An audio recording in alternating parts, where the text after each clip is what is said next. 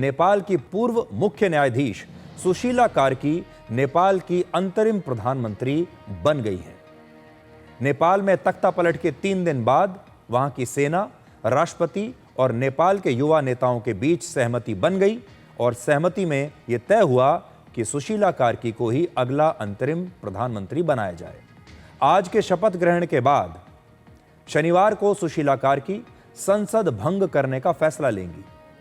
सुशीला कार्की कल यह तय करेंगी कि अंतरिम सरकार में कितने लोगों को शामिल किया जाएगा, 2 या 3 लोगों को शामिल किया जाएगा या फिर वो अकेले ही अंतरिम सरकार चलाएंगी। इस सरकार का स्वरूप क्या होगा, ये अभी आने वाले समय में वो खुद तय करेंगी। अगर नेपाल में वहां की संसद को भंग कर दिया जाता है तो नेपाल में नए सिरे से फिर चुनाव हो सकते हैं।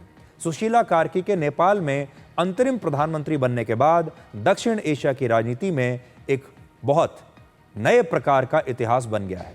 अब तक दक्षिण एशिया के ज्यादातर देशों में महिला प्रधानमंत्री बन चुकी हैं और आज नेपाल में पहली बार एक महिला प्रधानमंत्री बनी है।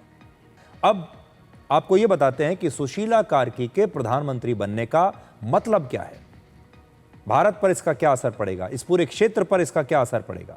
पहला, अब नेपाल शायद राजशाही की तरफ नहीं जाएगा। हालांकि नेपाल के राजा ज्ञानेंद्र और उनके समर्थकों ने इसकी बड़ी कोशिश की।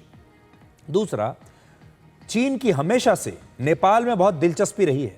नेपाल के पूर्व प्रधानमंत्री केपी शर्मा ओली चीन के बहुत करीबी माने जाते थे और अभी आपको याद होगा 3 सितंबर को चीन की परेड में राष्ट्रपति शी जिनपिंग के साथ केपी शर्मा ओली भी मौजूद थे। उनकी तस्वीरें थीं जब चीन की जो विक्ट्री डे परेड थी उसमें वो शामिल हुए थे। आज चीन भी ये जरूर सोच रहा होगा कि नेपाल में इतने बड़े आंदोलन के बाद शायद अगर उसका कोई अपना आदमी सत्ता में आ जाता तो अच्छा रहता।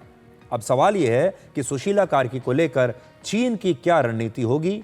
और तीसरी बात यह है कि भारत के लिए सबसे अच्छी बात यह रहेगी कि सुशीला कार्की ने हाल ही में भारत के प्रधानमंत्री मोदी का जिक्र किया है और सुशीला कार्की ने प्रधानमंत्री मोदी की तारीफ की थी।